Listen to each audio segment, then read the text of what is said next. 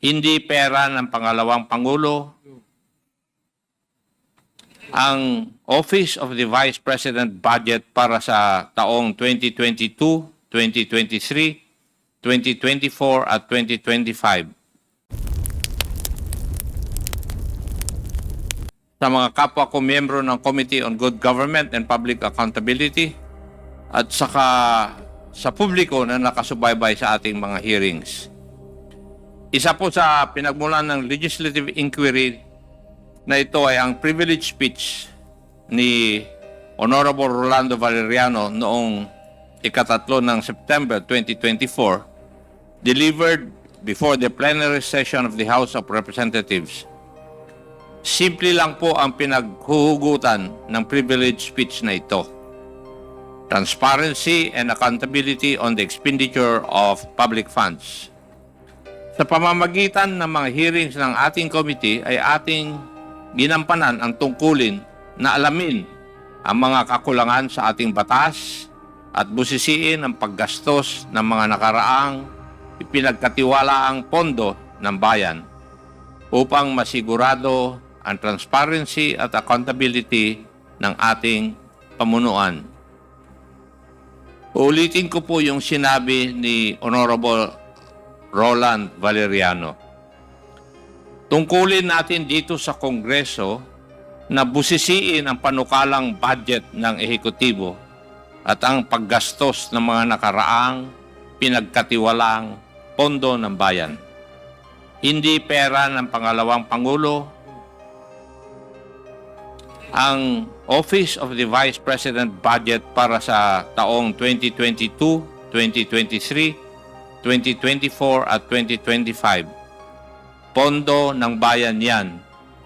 Kaya mayroong budget hearings ay para malaman ng madlang people kung paano ginagastos ng mga opisina ng gobyerno ang pondo ng bayan na pinagkatiwala sa kanila. Ito po ay ayon kay Honorable Roland Valeriano. Nagsimula nga po ang hearings natin sa pagbusisi sa paggamit ng mga nakaraang budget ng mga opisinang pinamumunuan ng Office of the Vice President.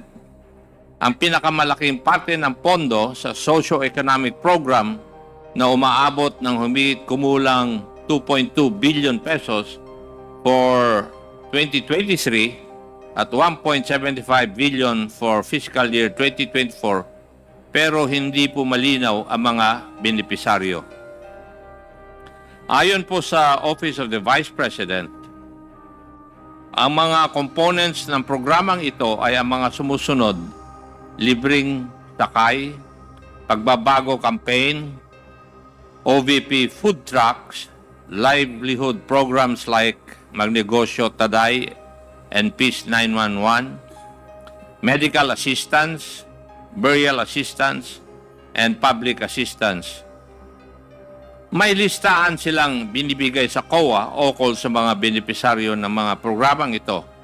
Pero kapansin-pansin po sa mga accomplishment reports o ARs na sinubmit nila para sa confidential funds na may tila hiwalay pa ng pamimigay ng medical and food aid na kinukuha raw sa confidential funds. Halimbawa, noong February 6 to March 29, 2023, halagang 42 million in medical and food aid was given using confidential funds, while another 40 million noong April 25 to June 30, 2023 ang pinamigay kuno gamit ang confidential funds na hindi dumadaan sa regular na proseso ng procurement at aid distribution. Kinalaunan, ating natuklasan ang nakababahalang paglustay ng confidential funds ng Office of the Vice President at pati na rin ang Department of Education. Nakita natin na nababalot ng secrecy and lack of transparency ang paghawak ng Office of the Vice President at ng Department of Education noong sekretarya pa nito si Vice President Sara Duterte. Ang confidential funds na inilagak sa kanila noong taong 2022 at 2023 for OVP at 2023 for Department of Education. May mga resource persons tayo noon na hindi sumisipot o sinasabing wala silang personal involvement o participation. Mayroon ding ayaw naman mag-take ng oath upang magsasabi ng pawang katotohanan lamang sa komite na ito. Hindi exaggeration na sabihin na tayo ay dumaan sa butas ng karayom at napakadaming roadblocks para umabot tayo sa puntong ito. Ngunit unti-unti, sa pamamagitan ng ating masusi at porsigidong pagtatanong at sa paghahanap ng mga facts at ebidensya, ay ating natanggal ang secrecy na nagkukubli at nagtatago sa katotohanan sa kung ano ba talaga ang nangyari at kung saan o kanino napunta ang pondo ng bayan. Ito po ang money trail ng confidential funds ng OVP at DepEd based on the testimonies of Special Disbursing Officers Madam Gina F. Acosta ng OVP at ni Ginoong Edward Fajarda ng DepEd. The money trail of the confidential funds for both agencies looked exactly the same. First, after finishing all internal financial processes and documentations and securing all required signatories in the disbursement vouchers, including Vice President Sara Duterte herself, the SDOs received the land bank checks representing the confidential funds for each quarter. Malalaking halaga po ang mga ito.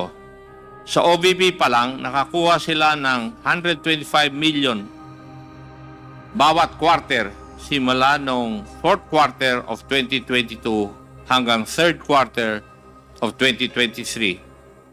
Sa DepEd naman, 37.5 million kada quarter for 3 quarters or a total of 112.5 million.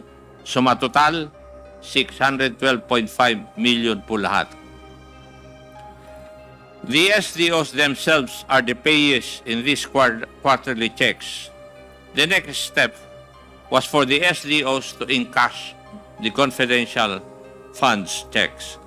Sabi po ni SDO Edward Fajarda, pina-encash po niya ang bawat isa nung tatlong 37.5 million checks sa Land Bank Dex branch, cold cash. Nilalagay sa 2 duffel bags at isang backpack ang cash. May kasama raw siya noong 3 beses na yon, nakilala niya lamang bilang Alan. Matapos mag-encash, dinala niya ang cash sa kanyang opisina sa DepEd. Sabi naman ni SDO Gina Acosta, para sa OVP confidential funds worth 125 million per quarter, pinapa-encash niya ang bawat cheque sa Land Bank Shaw Boulevard branch. Kasama niya si Assistant Chief of Staff Lemuel Ortonio at 2 di mapangalanan driver sa pagpapa-encash ng bawat cheque. 4 na beses, inilalagay raw nila ang 125 million cash sa 4 na duffel bags. Pareho sinabi ni Acosta at Ortonio na mula sa Land Bank ay pumunta na sila sa opisina ni Madam Gina Acosta sa Office of the Vice President. As if it was all planned and orchestrated or part of a common design, both SDO Acosta and Fajarda said that the Vice President directly instructed them to hand over the cash representing the confidential funds to certain security officers. For DepEd, may itinalaga raw si Colonel Raymond Lachica, ang head ng Vice Presidential Security and Protection Group, ng isang security officer na nagngangalang Colonel Dennis Nolasco, kung saan weekly nagbibigay ng pondo si SDO Fajarda amounting to 4 to 6 million per week. For the Office of the Vice President, si Colonel Lachica raw mismo ang security officer na buong pinag-aabutan ni SDO Acosta ng 125 million every quarter. Matapos di umano ibigay ng mga SDOs ang pera sa mga security officers na sina Colonel Nolasco at Colonel Lachica, wala na raw silang partisipasyon sa actual disbursement ng confidential funds. Wala silang ibang basehan sa kung anong nangyari sa pondo, kundi sa pamamagitan ng mga accomplishment reports na kailangang ihanda at isumite para sa liquidation ng confidential funds. Malinaw po sa kwento ng mga SDOs na hindi sila ang nag-disburse o nagbayad ng payments to the informants and other supposed payees ng confidential funds. Naturalmente, hindi rin sila ang gumagawa ng accomplishment reports kasi wala silang kaalaman kung papaano nagasta ang pera ng bayan. Ito po ang parehong sinabi sa hearing ni na SDO Acosta at SDO Fajarda.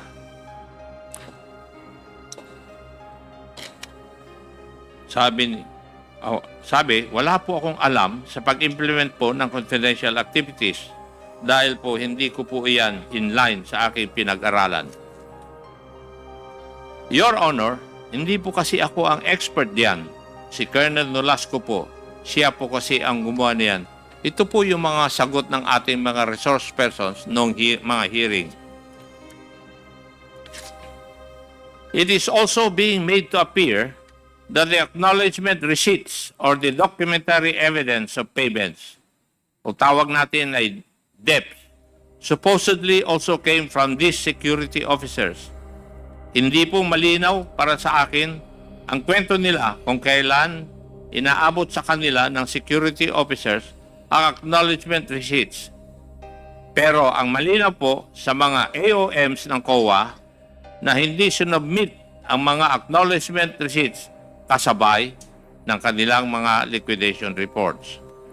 Mukhang parati na lang afterthought ang pag-submit ng acknowledgement receipt sa COA. Ito ay sinubmit kasabay ng mga letter response na pirmado ni Attorney Poa para sa DepEd at para sa OVP ni na Attorney Lopez and Ginoong Ontorio. Sila nagsubmit ng acknowledgement receipts sa COA. Isa pong obserbasyon sa mga revelations na ito ng mga SDOs at mga ibang opisyal at dating opisyal ng DepEd at OVP. Tila ba sinasaya tayong nililito, nililigaw at pinapagulo ang narrative sa kung ano ba talaga ang nangyari sa OVP at DepEd confidential funds. Kung inyong matatandaan, nung una ay sinabi nilang tanging ang mga SDOs lamang ang may kaalaman sa disbursement ng confidential funds. Ngunit nang magpakita na ang mga SDOs sa committee hearings at tinanong sila, wala din daw silang alam sa mga detalye patungkol dito sa mga confidential funds. Lahat po sila ay nagtuturuan. Pero sino nga ba ang pumirma sa mga accomplishment report at certification? Ang mga SDOs at si Vice President Sara Duterte. Kung totoo ang sinabi ni na SDO Acosta at Fajarda, malinaw na ito'y paglabag sa Joint Circular 2015-01 o ang guidelines sa paggamit at pag-audit ng confidential at intelligence funds na tila ginamit lamang sila bilang middlemen o pass-through ng pondo. Nananatiling misteryoso at tago kung saan talaga napunta ang confidential funds. Isang butas sa guidelines na dapat tugunan sa pamamagitan ng batas. Mula sa Davao City na lumaki noong siya ay mayor hanggang sa mas malalaking pondo ng mapas sa kamay niya bilang Vice President at DepEd Secretary, nakakapagtaka rin ang obsession ni Vice President Sara sa confidential funds. Marahil ito'y dahil sa kalakip ng opacity at antas ng secrecy sa pag-disburse ng mga confidential funds na tila nagiging daan upang ito'y abusuhin ng walang accountability.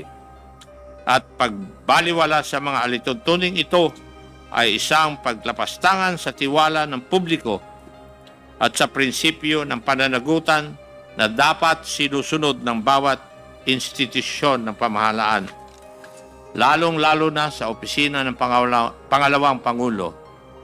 Let me remind the public of what is at stake here. It would constitute graft and corruption if public funds are misused or misappropriated, or worse, if funds are diverted to personal use or benefit. And given the amount we are talking about here, this may be under the crime of plunder. We leave it to the investigative bodies of the government to investigate the crimes committed here. Meanwhile, our task now is to legislate measures that will leave no room for pilferage of public funds. Maraming salamat po.